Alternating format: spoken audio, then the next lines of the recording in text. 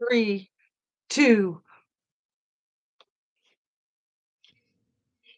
I realize that each time I've done that to start a video, that it hasn't recorded. So I don't know if that slap clap noise is just like too much for the microphone or the lack thereof. Hey, Miss Amir, as we wait for Our Lady Justice, there's more like it. Um, that's more like it. Gotcha. Hey, Noelle, Marie, good morning. Thanks so much for being here, you guys. I'm gotta tell you, I'm always so excited to come on live. And of course, there's a little bit of anxiety and nervousness. Um, this time it's a little bit more anxiety and nervousness because I want to go into this ridiculous documentation that I started with you guys yesterday.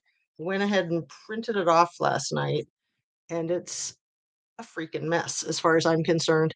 And I'm pretty good with like red tape and bureaucracy and all that stuff. I'm educated in it. I have worked in it. I understand it. And this stuff is bullshit. I mean, BS, right? And so I have been trying to wrap my brain around how to approach it and thought, well, I'll just do what I always do, right? Just dive right in. So please hit your thumbs up button if you would be so kind. It helps my algorithm, and it's all about me, right? Just kidding. Share, subscribe, and ring your notification bell if you like to be notified. And look at all of us here, Pixie Knickers. I'm still having trouble with my freaking email. I will get it figured out this weekend. So once you get an email back from me, then you know I've gotten your email. Um, I just have all kinds of issues with my laptop. So my apologies, but I've got your package ready to go. So hey, Dan and Alice Dare, shall we just dive right in? Oh, I literally, you guys, I reviewed my 2 hour live from yesterday and thought, this is going to be boring, just like I thought it was going to be boring when I was doing the live, but I wasn't bored. And then when I was watching it, I was just floored at how riveted I was by the information, as if it was brand new to me. Because, of course, it was brand new to me to listen to myself reading it. And as you know, we got through half of it. We got through the first half of it, which is 10 pages signed by Josh Green, MD, the governor of Hawaii, and Ann E. Lopez, Attorney General, State of Hawaii, signed on, sorry for all that glare, signed on July 17th, 2023, to be enacted immediately through September 15th, 2023, unless they decided that they wanted to change it to make it any shorter or longer. Hey, Ara, I can't believe you made it, girl. So nice to see you. I know you're super busy and you're a working girl, a working stiff, I was gonna say. Um, yeah, I don't know if you had a chance to watch my video yet, the live from yesterday. It's 2 whole hours. I apologize for that.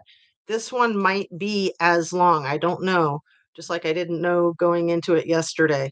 So this is the second half, approximately, of that 25-page document. And the first half is 10 pages of what we did yesterday. Proclamation relating to housing. All that whereas and so this is the rules relating to project certification pursuant to the governor's emergency proclamation relating to housing. So this is all about the housing, you guys. But before we start, I want to guide you guys to a content creator named Tracy, and her channel is called Brush Junkie. She grew up in Hawaii. She has a a nice YouTube channel for like makeup brushes.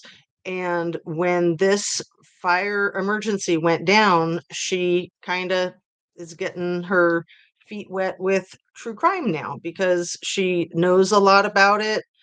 She knows a lot about Hawaii. She cares a lot about Hawaii. And I linked a video of hers in my description from the 2 hour live yesterday. But I will link her latest video in the description for this one today.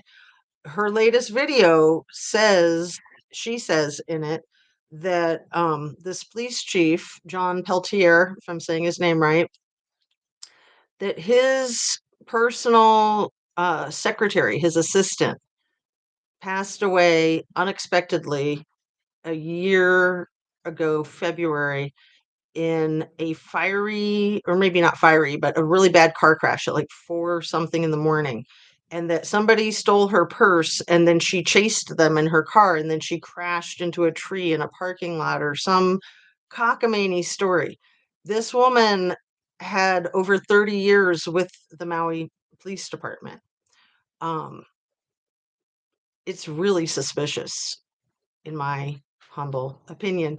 Everything I say is simply my opinion, simply for the sake of conversation. I'm always hoping to open up a discussion and to learn something, and I strive for my videos to be educational for others. All my videos to date are made specifically for the YouTube platform, and we all know it's for entertainment purposes only, right? So let's just get down and dirty with this document. Hopefully it will be interesting to you, interesting to me. I don't want to put any of us to sleep. This information to me is so freaking important. Um, so I'm going to start with just reading through. I had read through it towards the end of the video yesterday, just kind of scanning it to see if it was something that we wanted to look at today. And unfortunately, the part that I'm most interested in is the part about the, it's really disgusting. The application of suspended laws, which is part 9, projects in highly sensitive areas, projects in moderately sensitive areas, projects in nominally sensitive areas, and then after that about human remains and skeletal remains. And it is just insanity as far as I'm concerned. It's really sick. I'm just going to start. Okay. So, purpose and authority, definitions, applicability of proclamation and rules, build beyond barriers working group, certification application, project eligibility, development agreements, prioritization of certified projects, application of suspended laws. Sorry about all the lighting issues, you guys. I'm telling you, it's the hardest part of having a channel, isn't it, Ara? So hopefully that's all right there. I got my cool candles out. You guys noticed those yesterday? I love them. Anyway, we're not a home decor channel. We're a jewelry channel. We are a true crime channel, justice A to Z. That's what we're all about, is justice. We are hungry for justice. We're thirsty for justice. We can't get enough justice, and we will always be fighting for justice. So, Build Beyond Barriers Working Group.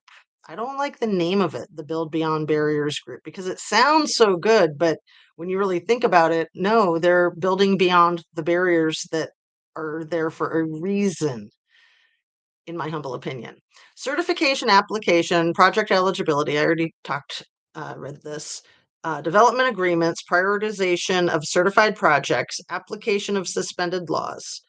So we got A through G, historic preservation program, county organization and administration, officers and employees, Hawaii Public Procurement Code, housing development, exemption from statutes, ordinances, charter provisions and rules, land use commission, environmental impact statements. Oh, nice to see you, Mark Molina. You are right on time. I don't want detention. None of us want to be detained. So the purpose and authority. These rules are intended to expedite the construction, development, and redevelopment of housing under the governor's emergency proclamation relating to housing proclamation through the certification of projects that will be allowed to proceed under the proclamation. Proclamation, proclamation, proclamation, right? Um, Only projects certified by the Build Beyond Barriers Working Group are eligible for coverage under the proclamation and these rules. These rules are intended to clarify the application of the proclamation to the certified projects. Can they use that word any more times in a single page, the proclamation? But also, this Build Beyond Barriers Working Group. Only projects certified by them are eligible for this. So that means that if you're not certified through the Build Beyond Barriers Working Group, you ain't building nothing. All right. That's my interpretation anyway. These rules are adopted pursuant to sections 127A through 11, 12, 13, 25 Hawaii Revised Statutes, HRS, to respond to the housing emergency declared by the governor and have the force and effect of law. So, this housing emergency that they declared on July 17th, they stated in that earlier part of the document that I read yesterday that it was first identified in 1930 something and that it's never been addressed, and so now it's an emergency, right? Wow. Talk about kicking the can down the road and procrastinating and dragging your arse. So this is section 2 definitions. Agency means any department, office, board, or commission of the state or county government that is part of the executive branch of that government.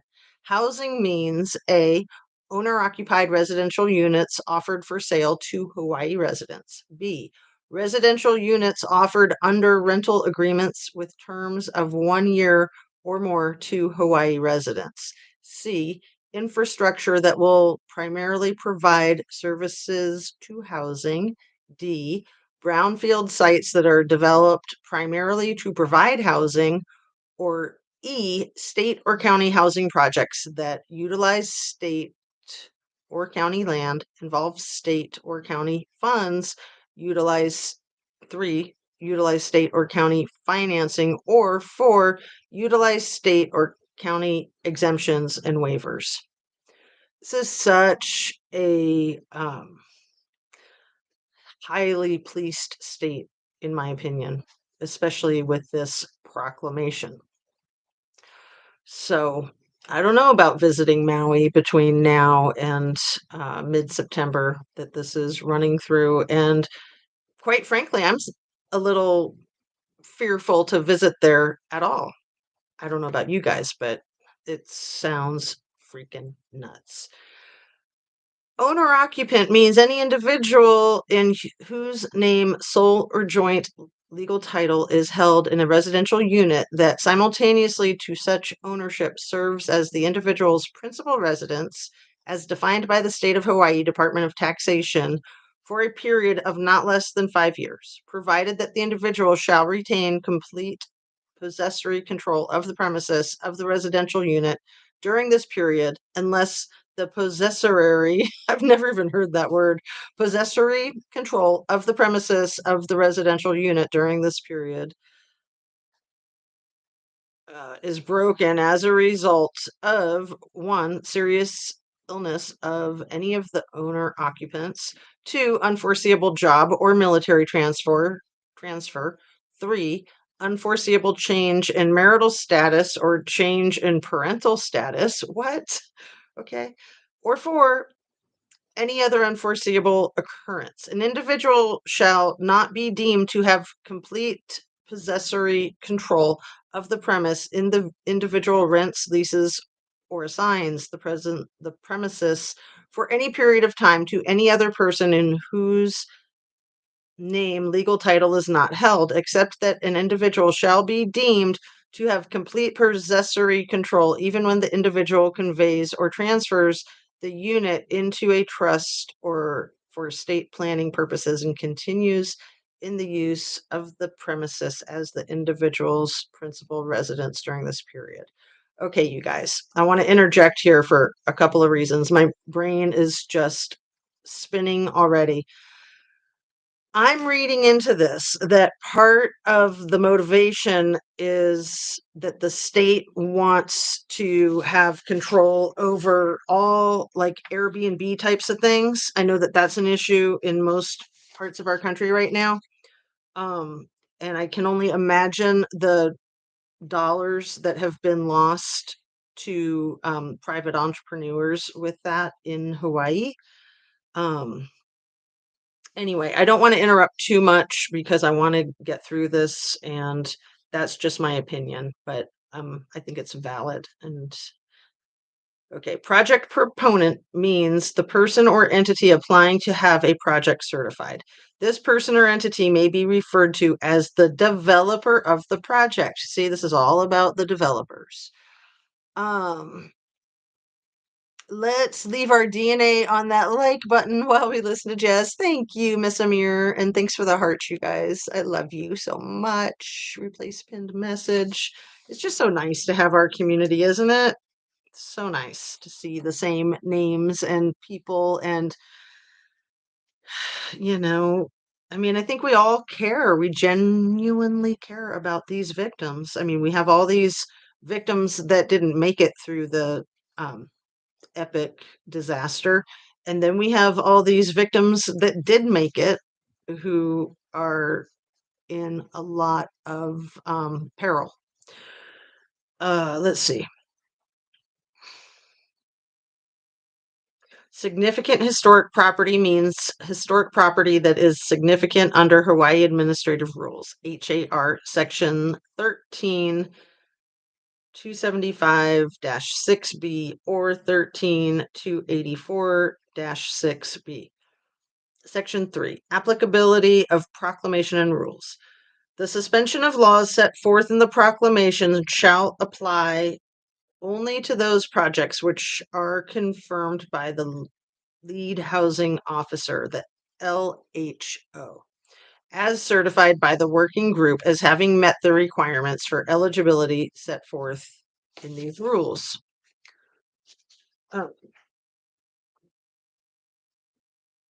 I did print on the back of the pages just to try to save paper, but it does make it a little harder.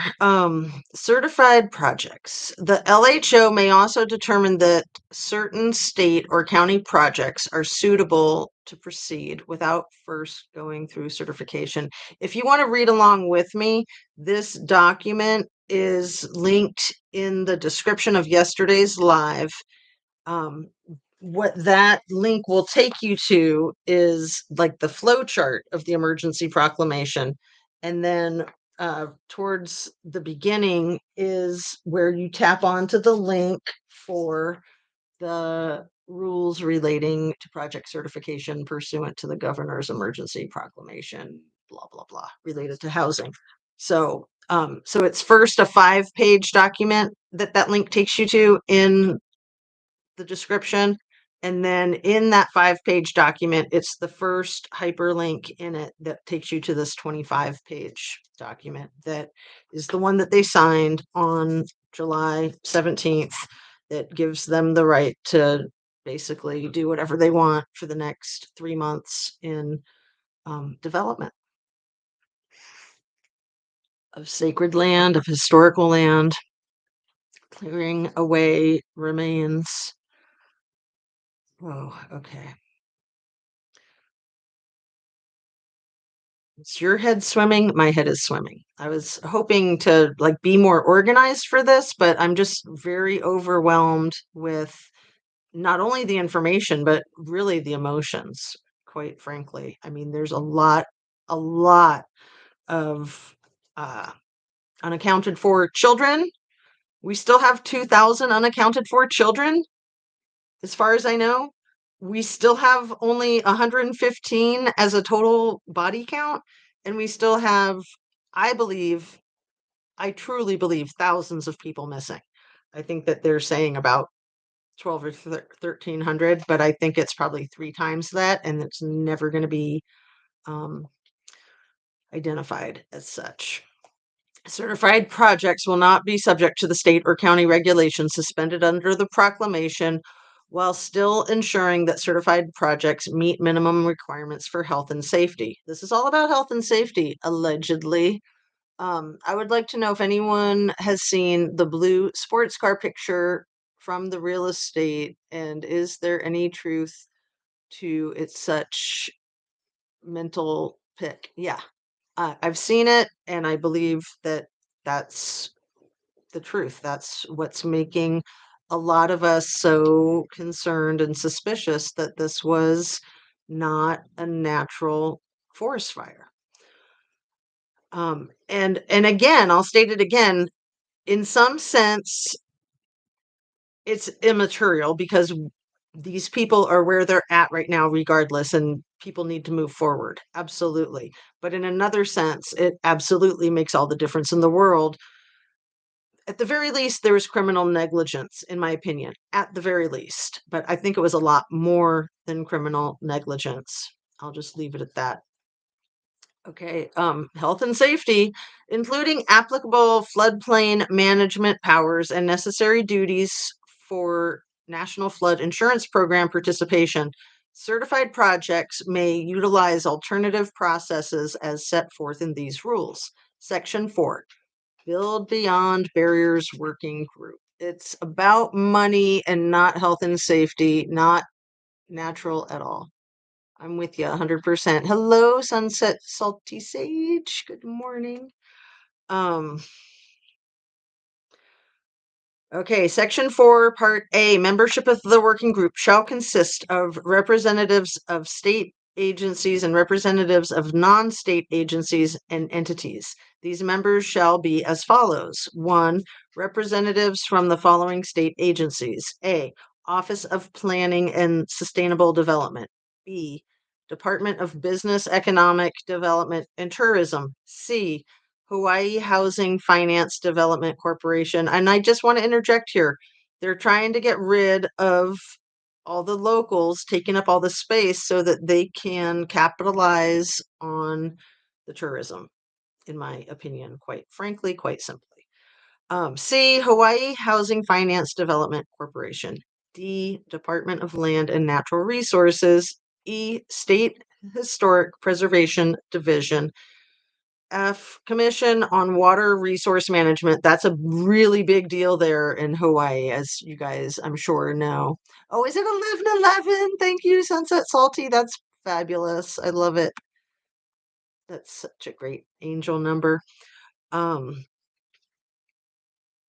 Commission on Water Resource Management. Huge, huge, huge. Land Use Commission, that's G. H is Department of Health. I, Department of Transportation. J, Hawaii Public Housing Authority. K, Department of Budget and Finance. And L, the Island Burial Council of the island where the project is located. There's a lot of burials, you guys. And there's a lot of sacred land, you know, ancient burial land. That's absolutely in downtown Lahaina, in my understanding. So part 2 of section 4. Representatives of the following non-state entities. A, the chairs of legislative subject matter committees relating to housing, non-voting members only. B, county mayors of the island where the project is located. C, county permitting and regulatory agency representatives of the island where the project is located. D, County Department of Water Supply representatives of the island where the project is located. E, Hawaii Electric Company or Kauai Island Utility Cooperative as applicable for the island where the project is located. F, Hanua Consulting LLC. G, the Executive Director of Housing Hawaii's Future. H, Economic Research Organization at the University of Hawaii. It's the U Hero is the initials. I like that. That's interesting. But why U Hero when it's ERO UH. I guess they are starting out with the UH and then the ERO. Okay. Just to be cute. And then I, the executive director of the Sierra Club of Hawaii. J, the executive director of the Land Use Research Foundation. And then B, the membership of the working group shall meet in a time and manner prescribed by the LHO. A spiritual reminder to stay positive and trust life's processes, a chance for new beginnings. Yeah, that's so imperative. Sunset Salty Sage, thank you. I don't want to keep losing my place here. Yeah, when I see somebody make a comment, I want to look up and see what the comment is, and that's a beautiful comment. Thanks. It's so important to stay positive. I know for myself, I get very overwhelmed with this. By the end of the day yesterday, I was just like tapped out, but I'm just extremely motivated in giving this situation my attention and trying to get the information out to more people and to do what I can to help. So I'm hoping that we can all do whatever it is that we can to help, physically, psychologically, intellectually, financially, um, spiritually. It's a hot mess to say the least. Um, oh, I just totally lost my place. Was I past C? Any action taken by the working group shall be by a simple majority of the members present at a meeting. D, the duties in the working group will include certification of projects under the proclamation, evaluation of the progress of certified projects, and where necessary, assist in moving projects through regulatory or review processes, and provide advice to certified projects based on the expertise of members of the working group. And if I reread parts, I apologize for that. I'm trying really hard to like keep my finger right where I'm at and to mark it with a pen as well. But it's just a lot of information, which is what I think part of their getting away with this can be, that they know that it's hard for people to get through this kind of document and to comprehend it and then to do something about it. A lot of people simply won't care, quite frankly, right? They're not going to care about the document. They're not going to care about the Hawaiian Islands. They're not going to care about all these people that they never knew anyway. But a lot of us do care about all of that. So this is E, the LHO shall have the authority to invite participation by subject matter experts to attend any meeting of the working group as deemed appropriate and necessary to provide information and support the activities of the working group. F, members of the working group shall have the authority to raise compliance concerns regarding any certified project.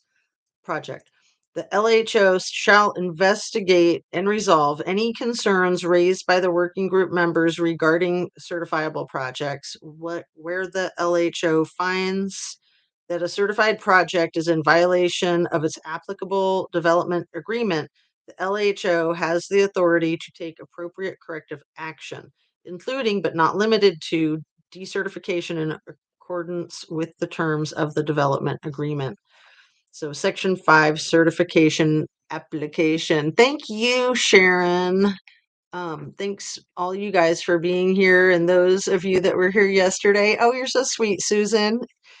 Apologizing for being late. I apologize for being late too. I actually set this one up in advance and I had to keep moving it back. Again, the lighting. So it's just, when the natural light changes, when it's like overcast and then sunny, or sunny and then overcast, it just changes everything in the room, even when you have it blocked out, even when you have it like practically sealed off, unless you had it 100% sealed off, it changes everything. Let's see.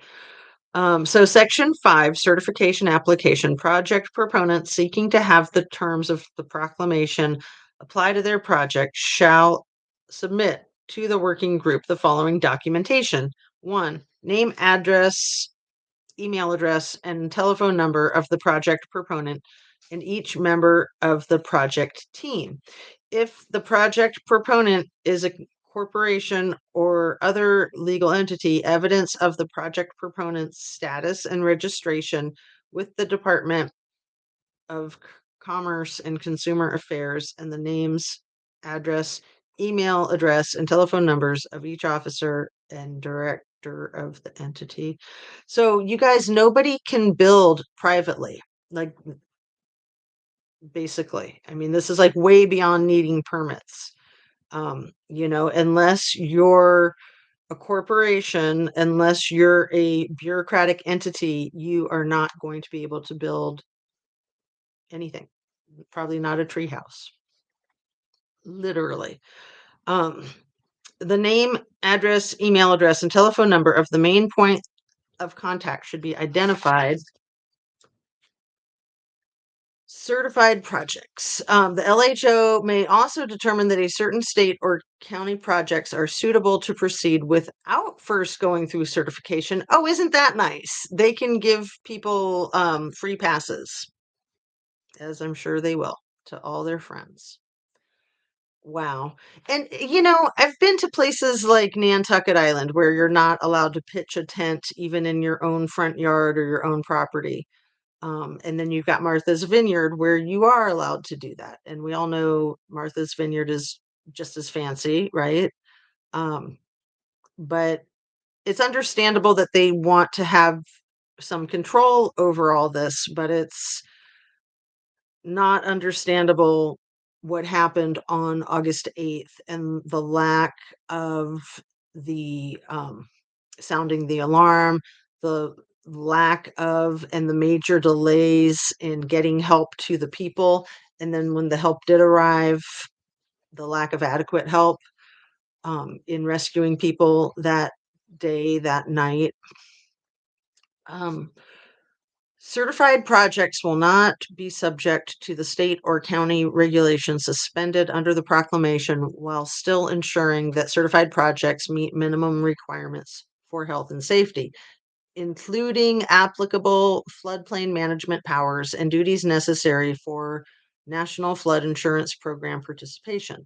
Certified projects may utilize alternative processes as set forth in these rules. Build Beyond Barriers Working Group, Section 4. Oh, did I? You guys, I'm so sorry. I'll have to delete that part out. So that's the problem with having it printed on both sides. I apologize. That last three short paragraphs was the back of page 4, which was page 3, which I'd already read. Okay. Try not to do that again.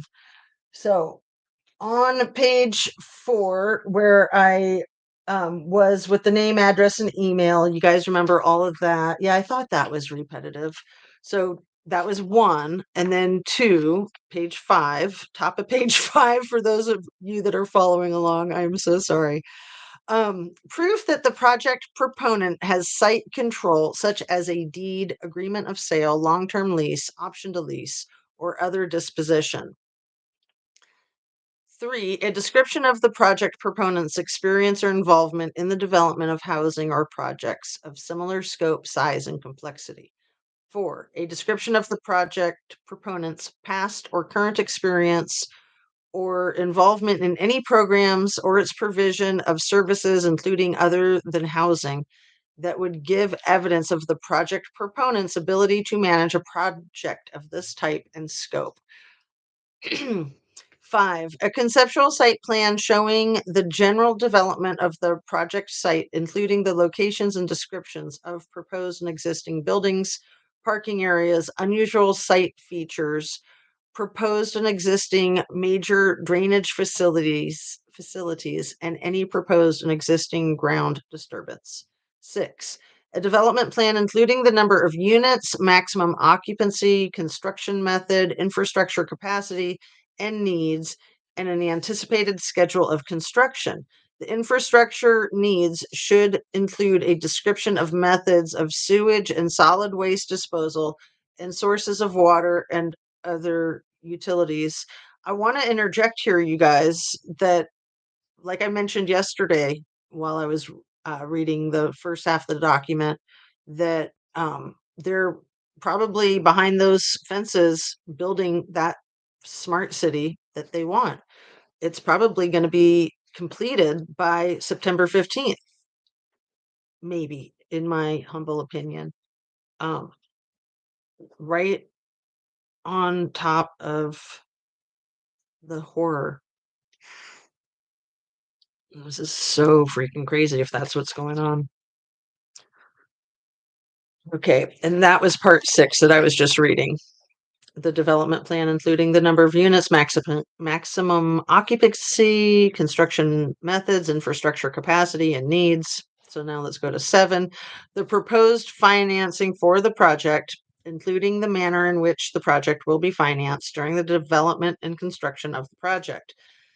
And upon completion of the project and sources of repayment of such financing, this should include any proposed grants, donations, loans, bonds, tax credits, or other sources of financial resources.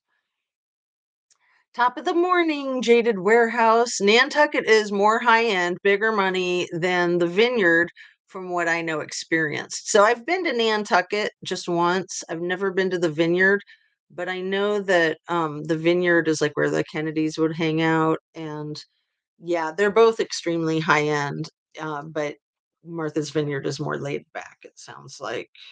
Uh, yeah. Nantucket, you're not allowed to have anything other than wood shingle house, right? That's it. They call it the gray lady because the wood shingle turns gray from the sea salt air. Um, Not my favorite place. I mean, it's nice, but it's weird. It's really uptight. Nantucket Island is. Okay. And I would love to go to Martha's Vineyard, but haven't because they get to use other colors other than gray. So anyway, part 8, the project proponents plan for obtaining public input, which shall include but not be limited to at least one public meeting via neighborhood board meeting, public hearing, or town hall, during which public input shall be accepted and documented, at least one public notice of wide circulation regarding the project, which shall offer the public a period for review and submission of written comments of at least 30 days from the date of publication, and a plan to consult with appropriate stakeholder groups. Stakeholders, you guys, those are the people with the deep pockets. Appropriate stakeholder groups regarding any impacts to environmental or cultural resources, if such impacts are reasonably anticipated.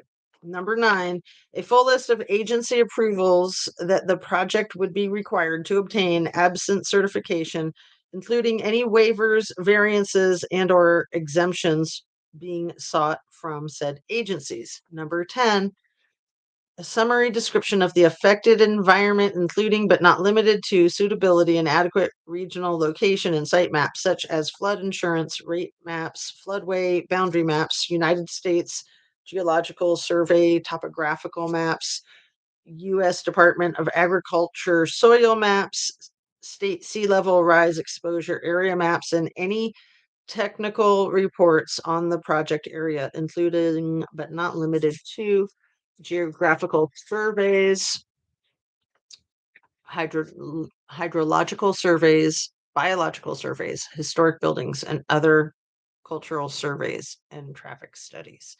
So right now, I just want to share with you what's going through my head, which is that like hot pink epoxy that they were planning on spraying over the burn zone to like seal in all the toxic material. I would imagine they've already done that in these last couple of weeks, but man, I hope not. To me, that's just nuts. 11, identification and analysis of impacts, including but not limited to environmental and cultural impacts, including impacts to traditional or customary practices and alternatives considered. And 12, proposed avoidance, minimization, or mitigation measures to be implemented for the purpose of limiting any potential environmental or cultural impacts if appropriate. Do I need to read that again for anyone other than just myself? That I'm confused. Tip top jaded. I know I'm jaded. The Kennedys have their own private section of the vineyard, though. Cuddy Hunt. Oh, interesting. Of course they do. All right. I want to read number 12 again. Proposed avoidance, minimization, or mitigation measures to be implemented for the purpose of limiting any potential environmental or cultural impacts, if appropriate. Do you guys know what that means? Because it's just like too much word salad. One more time. I hope it doesn't bother you guys. Proposed avoidance, minimization, or mitigation members to be implemented for the purpose of limiting any potential environmental or cultural impacts, if appropriate. So there. Okay. Section 6, project eligibility. A. A project is eligible for certification if the working group finds that 1, the project proponent has the necessary skill and experience to develop and manage a project of the intended scope. I'm like, did I already read this? Because it repeats itself, doesn't it? 2, the project proponent has the necessary resources, including financial resources or a viable plan to secure financial resources to construct and operate the project. 3, the project is likely to result in the commencement of construction of additional new residential units within 36 months from the issuance of the proclamation. And 4, the project is unlikely to result in the irreversible and irretrievable commitments of significant environmental or cultural resources, including impacts to traditional or customary practices that cannot be mitigated. So they're acting like they care. That's good that they put that in here. B, a project may also be allowed to proceed under the proclamation if it is a state or county project for which a developer has been retained that has the necessary skill and experience to develop a project of the intended size and scope.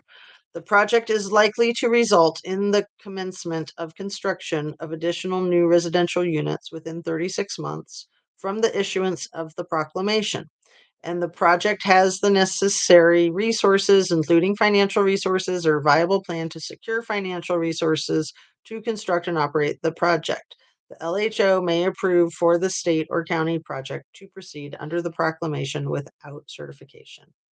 This is so repetitive. I know a lot of documents are like that, but this one seems excessive.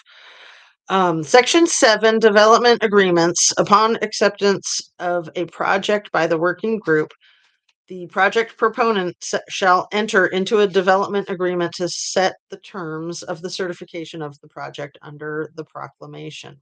A development agreement shall, so that is the bottom of page 6 to the top of page 7. Too many words, small brain hurting. It's so cute. I thought it was just me and my tiny brain. Okay. 1, describe the land subject to the development agreement. 2, specify the permitted uses of the property, the density or intensity of use, and the maximum height and size of proposed buildings. 3, provide where appropriate for reservation or dedication of land for public purposes. We haven't even gotten to the gory part, you guys. We're getting there.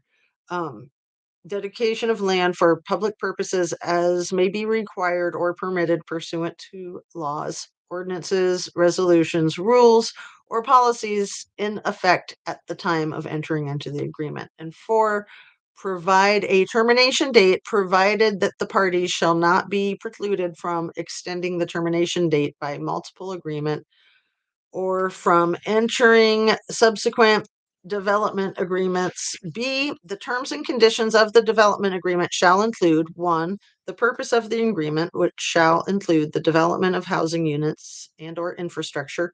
2, a description of the role and responsibilities of the project proponent and other parties of the agreement. 3, a construction commencement deadline set 36 months after certification of the project. 4, time required to complete the construction of the project. 5, the period of mandatory affordability for applicable residential units. 6, the penalty for sale of residential units with affordability requirements during the mandatory affordability period. And 7, standard clauses that the working group will determine to be required, including but not limited to the following: A, indemnity; B, severability; C, termination; D, penalties for noncompliance, including but not limited to decertification; and E, assignability. Section 8, prioritization of certified projects. The working group shall prioritize the processing or review of certified projects by applicable state and county agencies. The certified projects may be prioritized based on, but not limited to, top of page 8, it's getting to the worst part. 1, the inclusion of affordable housing as a component of the certified project. Affordable housing shall refer to housing that is restricted to buyers earning 140% AMI or below. The amount of affordable housing included in the project may affect the priority given to the project. 2, the status of the financing for the project. 3, the status of entitlements required for the project. 4, the projected commencement and completion dates for the project. Section 9. This is the part that breaks my heart. And it starts mild and gets heavy pretty quickly. Application of suspended laws. Yeah.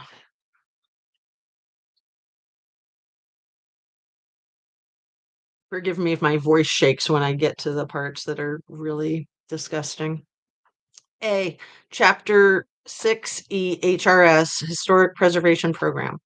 Prior to utilizing the suspension of Chapter 6E HRS, the LHO, in consultation with members of the working group, shall make a determination for each certified project as to the effect of the certified project on historic properties, aviation artifacts, or burial sites, especially those listed on the Hawaii Register of Historic Places. The determination of effect shall be made in accordance with the following rules. 1, projects in highly sensitive areas. Projects located in highly sensitive areas or within a historic district are presumed to require an archaeological inventory survey, AIS, unless such surveys have already been previously reviewed and accepted by the State Historic Preservation Division, SHPD, for the same time or substantially similar project located in the same project area. The terms under which an AIS must be prepared shall be set forth in the project's development agreement and shall be binding upon the project proponent.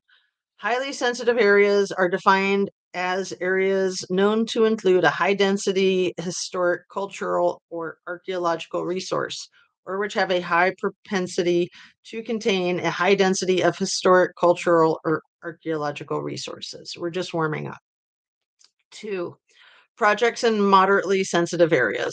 Projects located in moderately sensitive areas in which no significant historic properties have been previously identified within the project area may proceed without further review under this part under an archaeological monitoring program to be implemented by a qualified archaeological firm actively permitted under HAR Chapter 13, 281. The terms under which the archaeological monitoring program will be implemented shall be set forth in the project's development agreement and shall be binding upon the project proponent. Moderately sensitive areas are defined as areas known to include a medium density of historic, cultural, or archaeological resources. We're still getting there. It's like all this word salad to get to this really heavy stuff, you guys. I'll try to get through the word salad. 1, describe the land subject to the development agreement. 2, specify the permitted uses of the property, the density or intensity of use, and the maximum height and size of proposed buildings.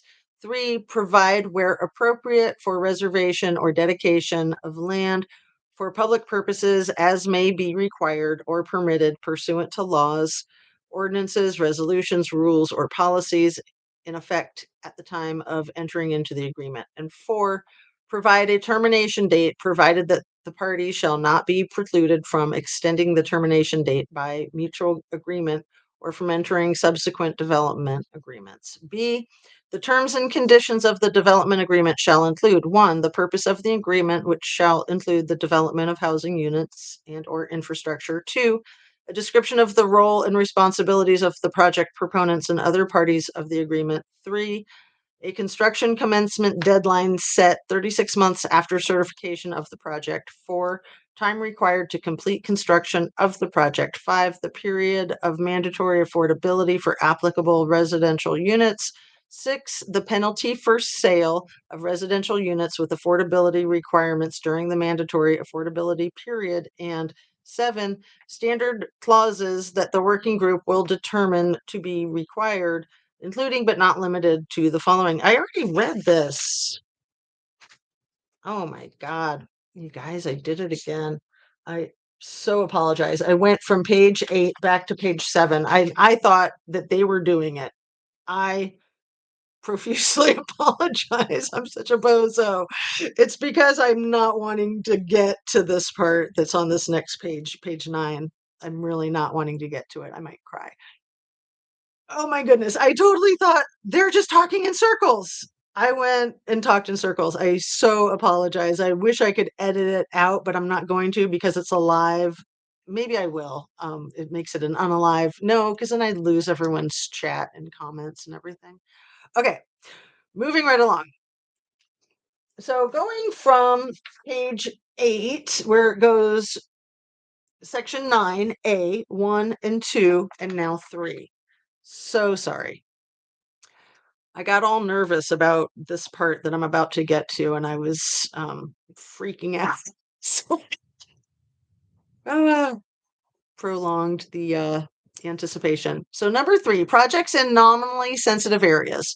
Projects located in nominally sensitive areas or where the project area has been substantially disturbed by previous excavation or other ground disturbing work and no significant historic properties have been previously identified may proceed without further review under this part. Nominally sensitive areas are defined as locations known to include a low density of historic, cultural, or archaeological resources. 4, if human remains are identified during the archaeological monitoring and or project construction, SHPD, the county coroner's office, and the county police department, remember our police chief is the coroner. Total conflict of interest, especially in this fire, in this situation, in my humble opinion. The county police department will be immediately notified in accordance with the HAR section 13300-40. The State of Hawaii Department of Land and Natural Resources, SHPD, inadvertent discovery of human skeletal remains checklist will be filled out and submitted to SHPD. A state inventory of historic places, SIHP, request will be completed and submitted to SHPD. All construction work within the vicinity of the finding of a human burial will be stopped, although work in other areas of the project may continue. 5, physical examination of human skeletal remains may be conducted by a qualified professional to help evaluate ethnicity as deemed necessary. Physical examination shall be conducted in a respectful manner with a recognition of the sensitivities associated with deceased human beings. Physical examination methods of human remains shall consist only of the observation of metric, non-metric, or other relevant traits needed to suggest ethnicity or a combination thereof if necessary.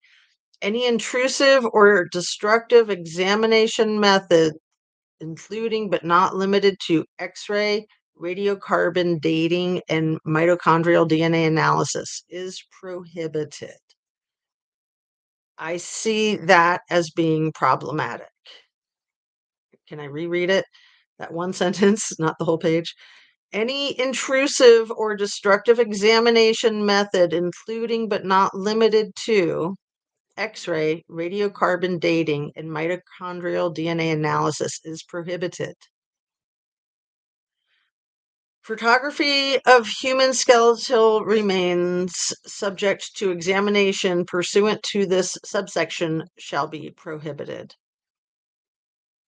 Wait a second. Wait a second. Failure to comply with the subsections shall constitute a violation of the development agreement. Not allowed to photograph human remains? Holy effing shite. Trying not to cuss here. Holy fucking shit. I can't not cuss here.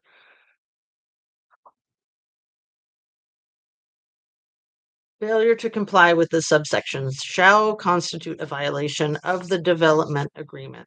Okay, so 6, skeletal remains shall remain in place to the extent feasible until a determination of whether to relocate or preserve the remains in place is made.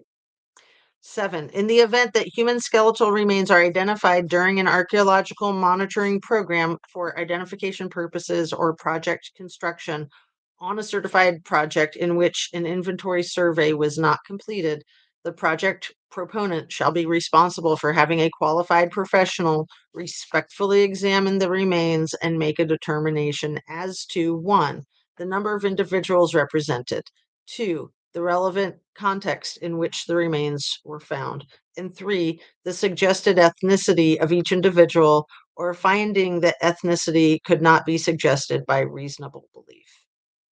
This is the part that is really gut-wrenching for me, you guys. I'm just going to continue on. So I'm going from the bottom of page 9 to the top of page 10, just so you know I'm not doing it again. 8, if a qualified professional determines that the remains are likely of Native Hawaiian descent, the project proponent shall publish notice of the find in a newspaper of general circulation in the state within 7 days of the discovery. The LHO shall also place the notice on the Office of the Governor website. The notice shall include the following: A, the location of the discovery, including project address and tax map key number, TMK. B, a brief summary of any relevant historic information known about the property. C, contact information for the descendants seeking additional information or who may want to request descendancy recognition pursuant to HAR section 13-300-35.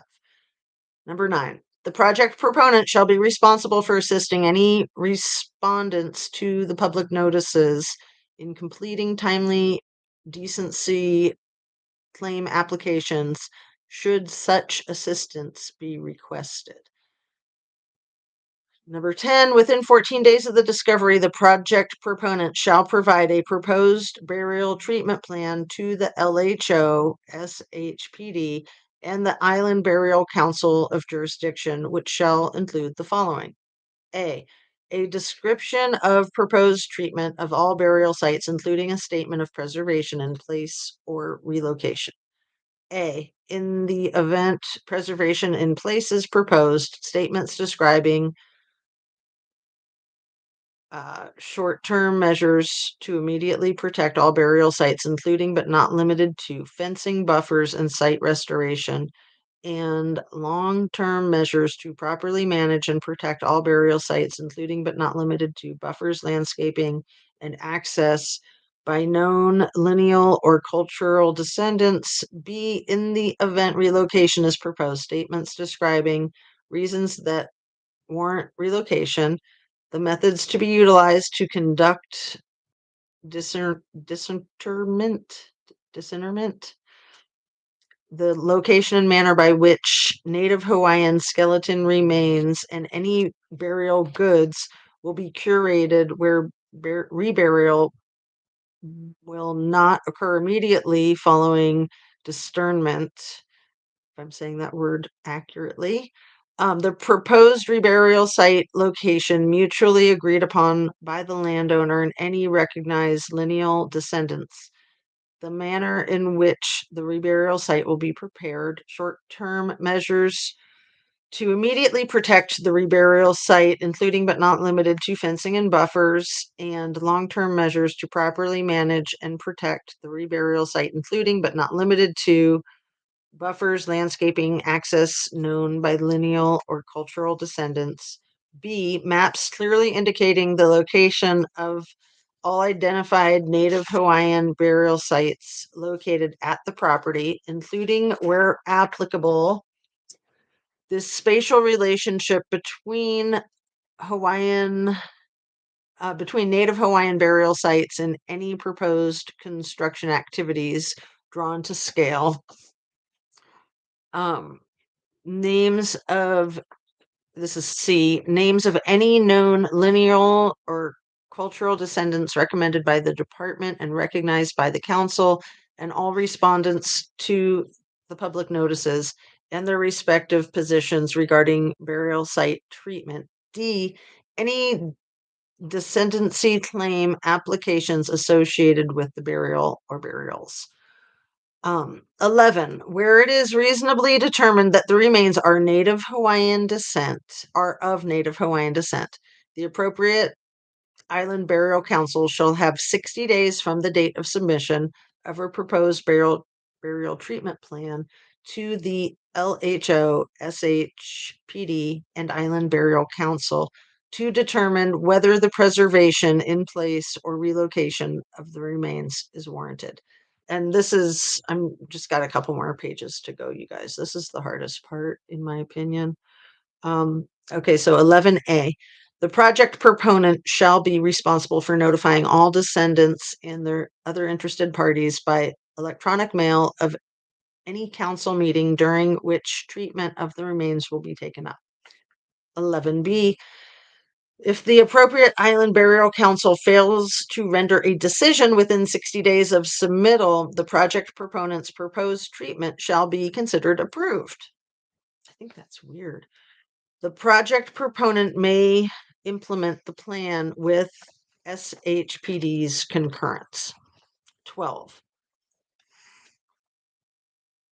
If a qualified professional determines that the remains are likely not of Native Hawaiian descent, or that an ethnicity could not be suggested by reasonable belief, the project proponent shall have 14 days from the date of discovery to provide a proposed burial treatment plan to the LHO and SHPD. SHPD shall make a determination as to the disposition of the remains within 7 days. If within 7 days SHPD fails to render a decision thereon, the treatment plan shall be considered approved and the project proponent may implement the plan as proposed. So if they're of Hawaiian descent, they get 2 months, or it defaults into pre-approved, and if it's not Hawaiian descent, it's 2 weeks and then can default into pre-approved. So number 13, any certified project that has any historic property within the project area is required to fully identify and inventory all historic properties that may be adversely affected by a project, regardless of integrity or significance.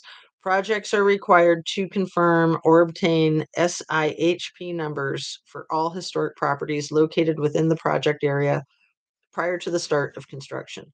14, any certified project that may adversely affect a significant historic property is required to make a reasonable and good faith effort to avoid or minimize any effect to significant historic properties. If an adverse effect cannot reasonably be avoided, the project shall mitigate the adverse effect. Mitigation may take different forms, including but not limited to preservation, archaeological data recovery, reburial. Just so you know, I'm going from 11 to 12. It's safe for me to turn the paper over sometimes, as long as I'm paying close attention. Okay. reburial, ethnographic documentation, historic data recovery, and archaeological recordation. The terms under which mitigation will be implemented will be reviewed and accepted by the LHO in consultation with SHP and shall be set forth in the project's development agreement and be binding upon the project proponent. Do I still have people here with me? Jesus, Mama Smurf says. Oh my goodness. Thank you for being here, you guys. I mean, this is like I said, it's almost over. It is painful, isn't it? Um, yeah, it's just a whole lot of word salad.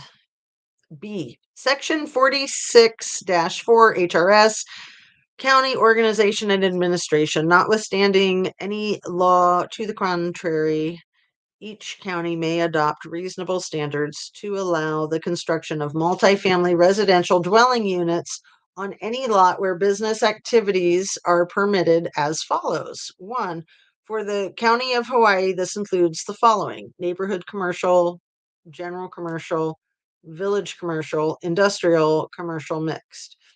Two, excuse me. For the County of Maui, these include the following: all business districts. Three, for the City and County of Honolulu, these include the following: all business districts. Four, for the County of Kauai, these include the following: all commercial districts. C, Chapter 76 HRS, officers and employees. We're final stretch, you guys. We're on page 12 towards the bottom, and I think we go to 15 or 14.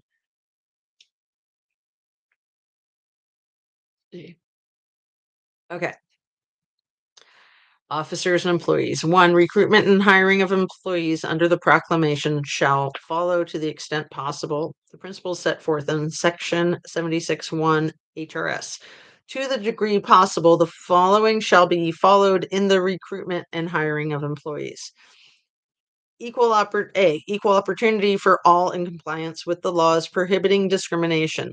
No person shall be discriminated against in examination, appointment, reinstatement, reemployment, promotion, transfer, demotion, or removal with respect to any position when the work may be efficiently performed by the person without hazard or danger to the health and safety of the person or others. B, impartial selection of individuals for public service by competitive means which are fair, objective, and practical. And C, equal pay for equal work shall apply between classes for those classes determined to be equal based on objective criteria and adequate job evaluation, unless it has been agreed in accordance with Chapter 89 to negotiate the repricing of classes.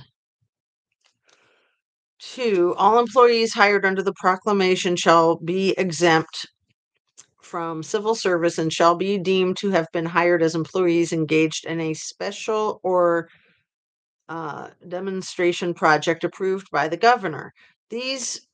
The terms of these employees shall be for a period not to exceed 1 year. Hey, Dana. Hello. Thanks for joining us. We're just finishing. We're on page 13, and yeah, it goes to like almost 15 pages. Okay.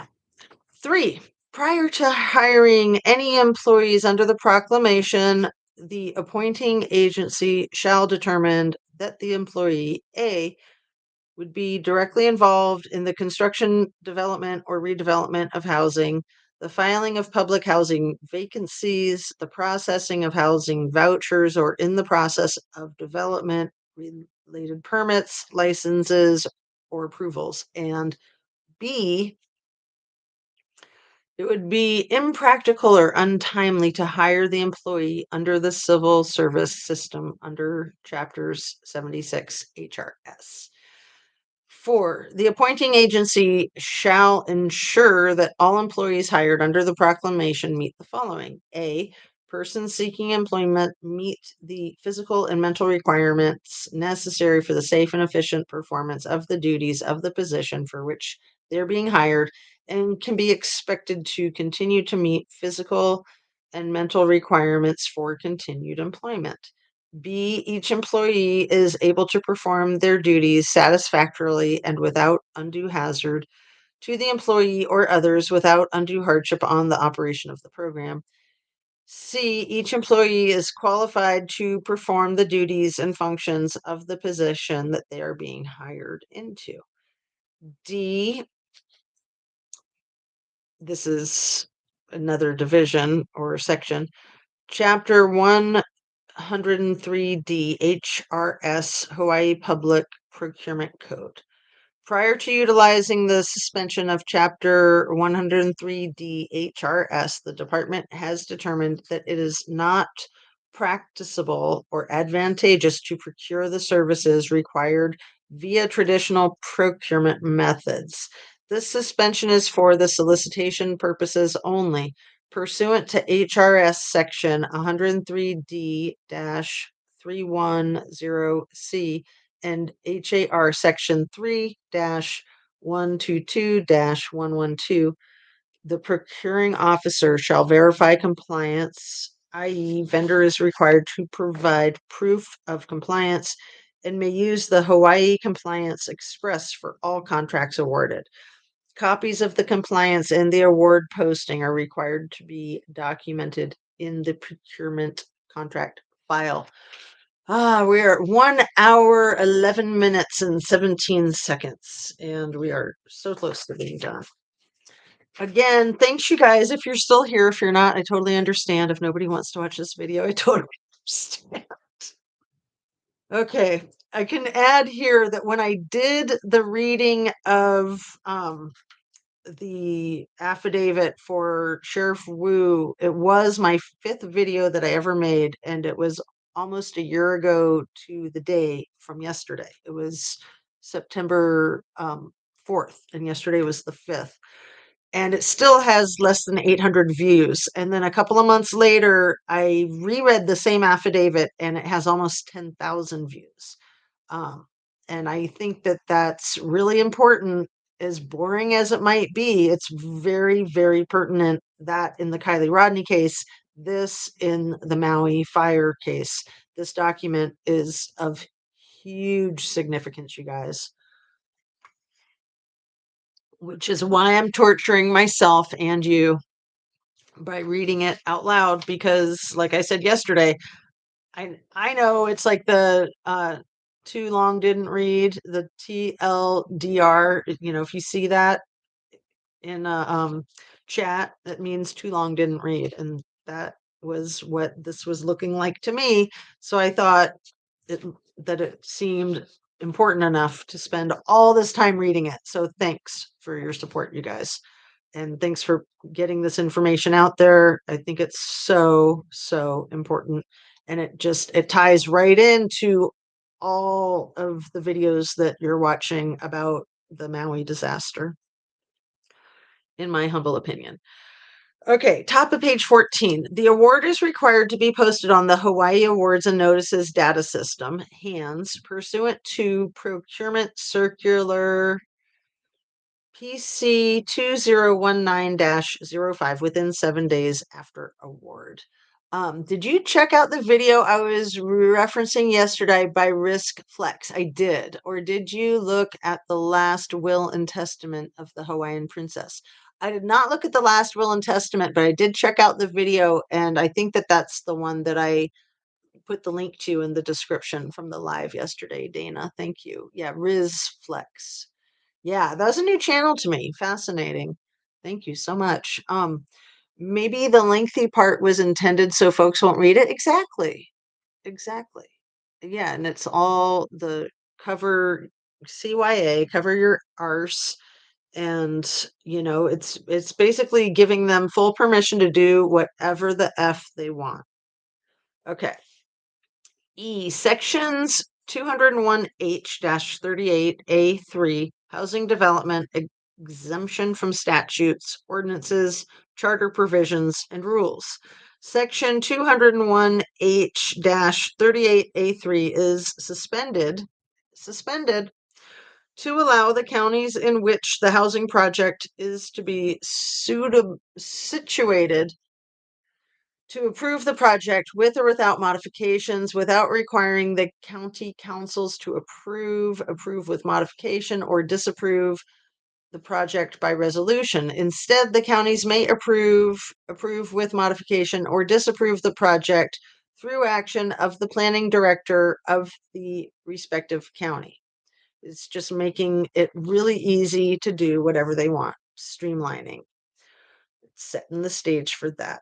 F. Sections 205-3.1A and 205-4 HRS Land Use Commission. 1. Section 205-3.1A HRS is suspended to the extent that district boundary amendments involving land use areas that are greater than 15 acres but less than 100 acres in the agricultural, rural, and urban districts, excluding lands delineated as important agricultural lands, are required to be processed by the Land Use Commission. Any such amendments shall be determined by the appropriate county within 60 days from the date of petition. Should the county fail to render a decision thereon, the petition shall be considered approved, and the project proponent may proceed with the plan subject to the terms and conditions provided in the petition. This suspension does not apply to the lands in the conservation district.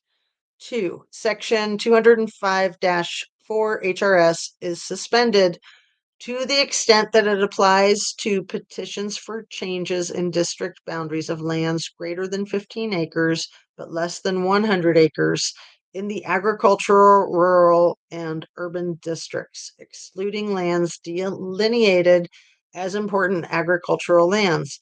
This suspension does not apply to the lands in the conservation district.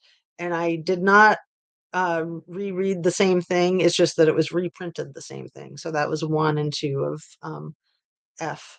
So here we are to G, Chapter 343, HRS, Environmental Impact Statements. We have less than a page to go, you guys. We can do it.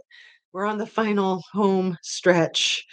Prior to approving the suspension of Chapter 343 HRS, the proposing or approving agency or LHO shall make a determination for each certified project whether the project is likely to cause the irreversible and irretrievable commitment of resources that cannot be mitigated should it be implemented, or whether the cumulative impact of planned successive actions in the same place over time is likely to be significant, or whether an action that is normally insignificant in its impact to the environment may be significant in a particularly sensitive environment. The determination of effect shall be made as follows. 1.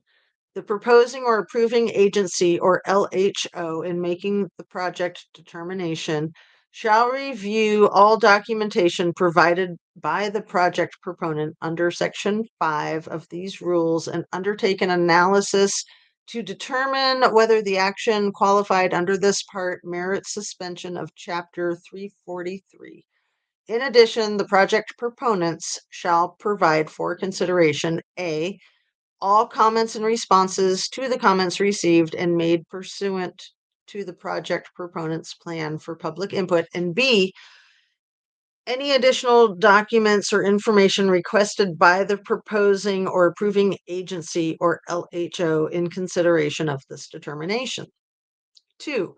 For projects found to likely not be significant in its impact, project proponents will be allowed to proceed after first electronically publishing the determination on the Office of the Governor website and submitting the determination to the Office of Planning and Sustainability Environmental Review Program for publication in the Environmental Notice Bulletin. 3. And we just have 3 and 4, and then we're done. For projects found likely to cause the irreversible and irretrievable commitment of resources that cannot be mitigated, or which may be significant in its impact, either cumulatively or because it is being proposed in a particularly sensitive environment.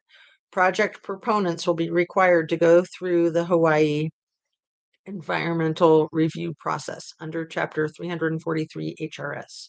4. Last things last. Um, Thank you for reading it and getting the information out there out loud. Oh, you are so welcome, Sunset. Thank you for caring. Seriously.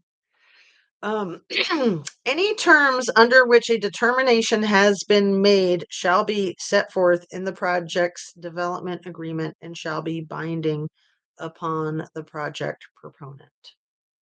I feel like I need to read that again. So the last sentence of the entire 25-page document. Any terms under which a determination has been made shall be set forth in the project's development agreement and shall be binding upon the project proponent. Okay, my brain is fried. How about you guys? So yeah, if there's anything anyone wants to say before we wrap it up, I think I'll wrap this video up quickly just so that it doesn't look like such a long video, so that people will be more inclined to try to watch it if they're at all inclined to try to watch it. I really hope people will be paying attention to this document. If not in my videos, I don't know if anyone else has been doing the same thing, like reading it out loud. But just looking at the document and actually reading it, scanning it, perusing it,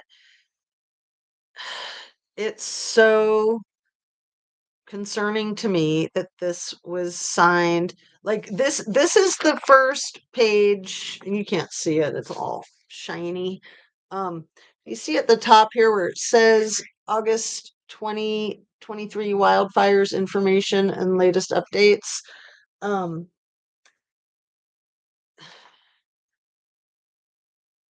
I want to say, I mean, that's the first 5 pages. That's like the flow charts is that first 5 pages.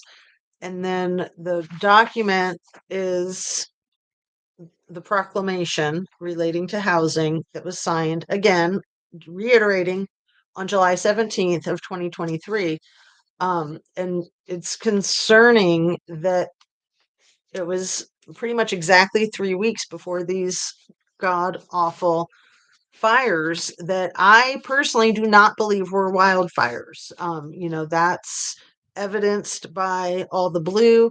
I was watching a testimonial just this morning about a guy who was talking about how he first woke up like in the wee hours of the morning on that day, August 8th, like 2 in the morning, because it was really hot and the power went out and all of his fans turned off. He said he sleeps with like 5 fans aimed at his body, and that, the lack of the white noise and the heat woke him up immediately. And he was awake for the next 26 hours at least. That was the harrowing experience, was for the next 26 hours. It didn't start right away though. So the fire had been occurring for like 8 hours before anything kind of happened. And then once things started happening, everybody was just kind of going on with business as usual because they were not informed that they needed to do anything different. The only thing that wasn't business as usual was the schools that returned the kids to their houses because the power was out. But don't the schools have generators? I mean, anyway, so this one man and his harrowing experience, and I will put the link to it, to his testimony in the description. He was one of the people that swam out to sea to save his own life. And he said that the Coast Guard, I think, took like 4 or 6 hours to arrive. And then when they arrived, all they had was 2 paddle boards to rescue 2 people at a time. And right where he was, there was at least 80 people. And that they had to take the paddleboard back and forth from where this barrier reef was. And it sounded like there should have been a boat that the Coast Guard could have taken past that barrier reef. And that, this was just one small section of rescues. And these people had been out in the water for 4 or 6 hours. And from what I've heard in other testimonials is that that water was really cold and that it was really hard on people's systems, especially the elderly and the young. And that could be where a lot of the fatalities happened, the bodies that washed up in the water, because if you get hypothermia in the water, your limbs freeze up and you basically drown.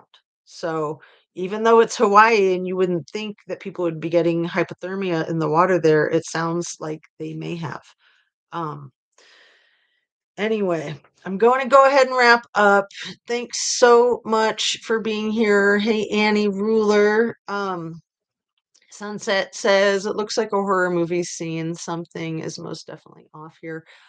And I believe that some things are most definitely off here. And again, to reiterate what I said at the beginning of this video about Tracy, the content creator who has the channel called Brush Junkie, um, that she's from Hawaii and she has been researching and found the information about the police chief's personal assistant passing away a year and a half ago in what sounds like a very suspicious, nonsensical circumstance.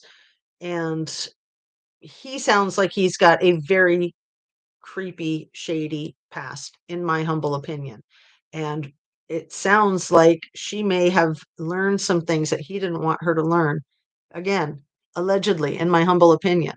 Um, I feel like that man needs to be put on a paid administrative leave and thoroughly investigated simply for the blocking of the roads accessing escape from Lahaina, if nothing else, simply for that, which apparently initially he denied that those accesses to leave were blocked and barricaded. And then when people had like photographs or video documentation of it, then he finally admitted it and said that it was for the safety, blah, blah, blah, that kind of crap. Um, Anyway, peace out, you guys. Have a fabulous day. Please hit that like button if you'd be so kind. Seriously, if everybody that watches this video that got to the end, which may not be a lot, if you can share it with 5 people that you think might care, and if those people can share it with 5 people that might care, kind of like a chain letter to get this information out there, because I know I'm being shadow banned. I know that this is a really dry topic, but this is why I brought up the affidavit in Sheriff Kiely Rodni's case, because the first time I read that affidavit, it only has less than 800 views still. And then I read it 2 months later when my channel had been gaining a lot of traction and people were hearing about the affidavit. And I kept telling people to go watch it, but I was noticing that the numbers of it being viewed weren't changing. So I went ahead and reread it, and I'm sure I did it better with better lighting. But my point is that it got like over 9,000 views or somewhere around there. And I was so happy that more people were knowing the information in that affidavit. And if you've followed the Kiely Rodni case and you don't know the information in that affidavit, I would highly recommend it, because it's Sheriff Wu's confession to all kinds of unscrupulous misconduct. And it's my 5th video from September 4th, a year ago. And then when I reread it, it's a couple months later. So it said that it was 10 months ago, and it's the thumbnail with all the people lined up, that one photograph that was circulated that it was supposedly the sanctuary party. That's what I used for the thumbnail on the second read of the affidavit. And I would recommend the second one because it's probably, like I said, better lighting, and I probably got through it a lot better since I'd been getting more experience making videos. So thanks so much for this, you guys. Thank you for being here. Thank you for supporting my channel. So share the video, please, please, please. If you think you know anybody who might be willing to sit through it. And I apologize for where I reread a couple of paragraphs. But maybe that was meant to be for whatever reason, just good to hear it again and to realize that not only was I reading in circles, but they're writing in circles. So share, subscribe, make sure that you're still subscribed if you are already subscribed, and hit your notification bell if you'd like to be notified when lives are happening or a new video has been dropped. And I think that's it. Peace out. Have a really good rest of your day. I hope that you can get exercise and be productive, get some rest and relaxation, do something fun, feel good about yourself, drink your water, eat your vegetables and your protein. Um, Demand kindness from the people around you and be kind to everyone around you, and especially be kind to yourself. Be forgiving of people around you, and especially the forgiveness of your own self is so important, in my humble opinion. So, peace out, sending you light, sending you love. Thanks a million, you guys. See you on the next one. It might not be too much for the next few days because I have to travel out of town, unfortunately. But I'll do my best to put as many videos or community posts that I can, maybe some shorts or something. All right. Take care. Have a great day.